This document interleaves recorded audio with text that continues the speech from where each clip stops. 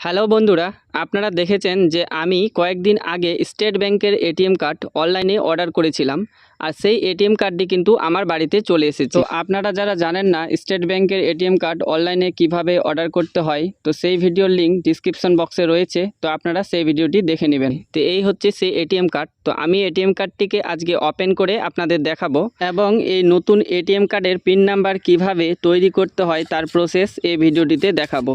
তো আমি এটিএম কার্ডটিকে ওপেন করছি। তো এটিএম কার্ডটিকে ঠিক এইভাবে আস্তে আস্তে করে আপনারা খুলবেন। তো খুললেই এভাবে এটিএম কার্ডটি দেখতে পাবেন যে এখানে প্যাকেটের মধ্যে প্রথমেই কিন্তু দেখতে পাচ্ছেন একটি বক্স রয়েছে। তো এটি হচ্ছে এটিএম কার্ড রাখার জন্য, এটি একটি প্যাকেট। তারপরে এটিএম কার্ডের দেখতে পাচ্ছেন একটি বই রয়েছে। তো এখানে এটিএম কার্ড কীভাবে ইউজ করতে হয় তার সম্পূর্ণ প্রসেস এই বইটির মধ্যে রয়েছে। তো আপনারা বইটিকে পড়লে বুঝতে পারবেন। তারপরে এখানে দেখতে পাচ্ছেন এই হচ্ছে আমার এটিএম কার্ড। তো এটিএম কার্ডটিকে আমি একটু ব্লার করেছি সিকিউরিটি পারপাসের জন্য।